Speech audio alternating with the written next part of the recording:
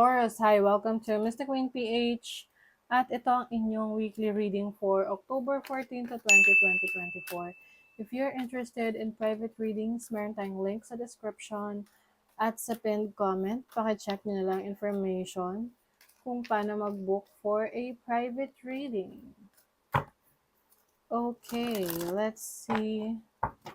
Taurus, what's up?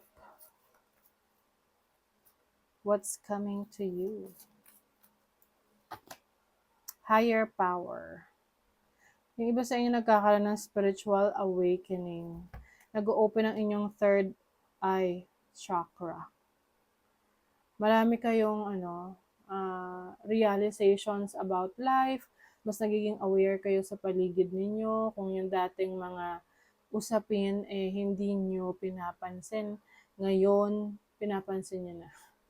Let's say, dati wala kang pakialam sa government or sa issue sa paligid mo. Ngayon, mas nagiging aware ka na at kina-question mo na yung mga ibang mga bagay na bakit ganito, bakit ganyan. So, ngayon, nagkakaroon ka ng clarity rin sa sitwasyon mo ngayon. I also see you having this spiritual clarity. Yung iba sa inyo, nagiging malakas yung inyong instinct, yung inyong intuition. You can use that, no? Magagamit nyo yan sa decision making ninyo. Never-ending story. So, pwedeng you are in a situation na parang stressed ka na sa paulit-ulit na dahilan na binibigay sa'yo ng isang tao. Kaya nagkaroon ka na ng clarity na, teka, parang na lang to niloloko na lang ako nito ganon. This can be a romantic relationship or can be friendship, sa family. Kumbaga, you are realizing na nasa cycle ka lang ng paulit-ulit. So, yung iba sa inyo, meron kayong toxic situation, toxic relationship, sa family, na nare-realize mo na kailangan mong i-break yung cycle na yan. Treasure Island. I see you na some of you are leaving a situation. Meron kayong iiwanan na sitwasyon na toxic na para sa inyo and you feel na you need to do something about it para makapag-focus ka sa future mo. Kasi pwedeng yung situation na meron ka is hindi makakatulong sa pagtupad ng mga pangarap mo. Sila yung mga taong naglilimita sa kakayanan mo, naglilimita sa'yo na maging malaya na ma-achieve yung mga pangarap mo. Or sila yung mga taong nagdi-discourage sa'yo.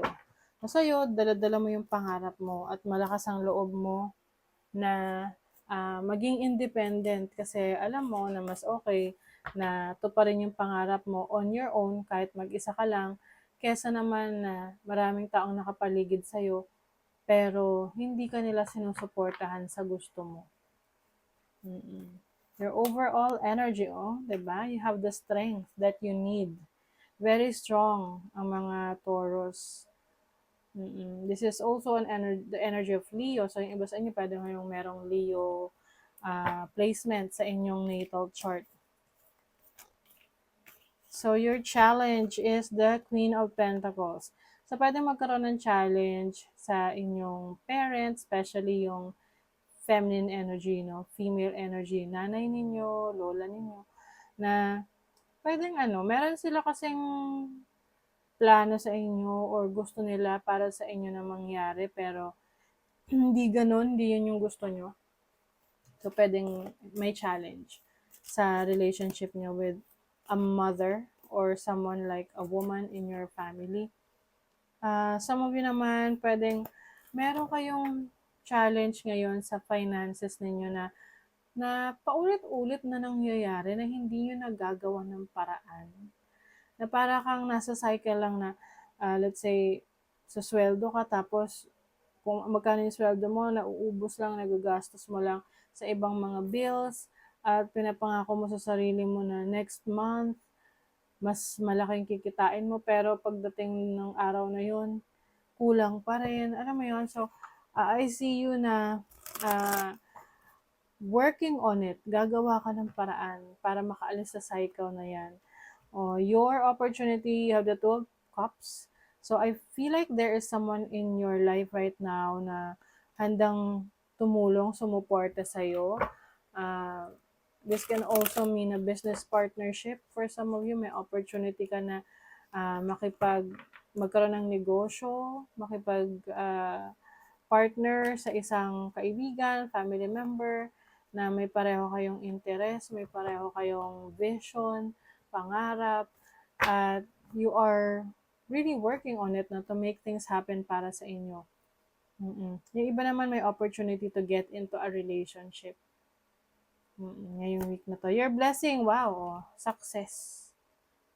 Ano man tong pinagdadaanan nyo ngayon or pagdadaanan nyo, as long as decided ka, no, sa sarili mo na ipaglalaban mo yung pangarap mo, ito'y magiging successful. Makukuha mo, matutupad mo yung gusto mo. Your blessing also is exposure. So, kumbaga, kung meron kang negosyo, mas maraming makakakilala ng negosyo mo. Kung ikaw ay nasa social media, content creator, mas maraming followers ka, na magiging reason rin para tumaas yung views mo at mas marami kang magiging income, no? So, your money, career, finances, you have the Three of Swords. Ano ba? Hindi ako makapagsalita ngayon. You have the Five of Pentacles. So, meron talagang merong blockage sa inyo pagdating sa finances. Merong sumasabotahe sa inyo financially. Kasi pwede rin ikaw to, sinasabotahe mo yung sarili mo. Let's say, meron kang certain amount of money, tapos sinabi mo na ibabudget mo ng maayos. Pero pagdating niya ng panahon, andyan na yung pera, ayun, bibili ka na ng wala sa budget. Tapos bigla na lang, uy, ito, i-check out ko na to kasi may pera ako habang may pera ako. So, minsan tayo yung sumasabotahe sa sarili natin. Oo. That's why, you have to be aware. Kaya nagkakaroon ka ng awareness na, ay, isa pala ako sa contributor nitong financial challenges. So, marami kang realizations, lesson learned rin yan sa'yo. The hard way, kumbaga. Sa iyo namang love life, you have the Eight of Swords and the Six of Swords. I feel like yung iba sa inyo, you are healing from your past. Kung dati parang meron kang kinikimkim na sama ng loob sa isang tao, this can be a romantic connection, sa family, sa friendship. Pero ngayon, I see you na moving on. I see you that mas pinipili mo ng kalimutan, or kung hindi mo kalimutan, to learn from that experience and move forward. You have Venus and Gemini in the 3rd house. Merong taong umiisip sa'yo, like, pwedeng nagkakagusto sa'yo, may interest sa'yo. Kasi mukhang ikaw yung gusto niya dahil nakikita niya na yung characteristics mo, yun yung hinahanap niya sa isang partner.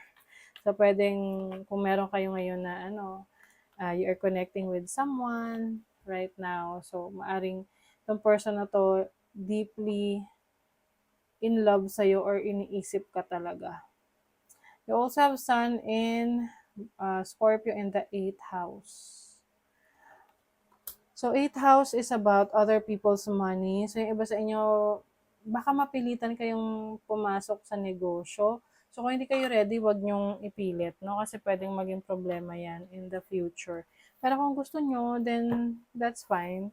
Yung iba naman, I feel like meron kang ipaglalaban. Ipaglalaban na alam mong para sa'yo. So, just take what resonates, kung ano yung gusto mong ipaglaban na yan. Yung iba sa inyo, mana, no, gamit, or ari-arian or a person na alam mong para sa'yo. Sovereign, meron kang crown. You are the queen or king of your life. Treat yourself like a royalty. Yes. Alam mo ano yung dinideserve mo. Alam mo kung ano yung nararapat para sa'yo. So, yun yung kukunin mo.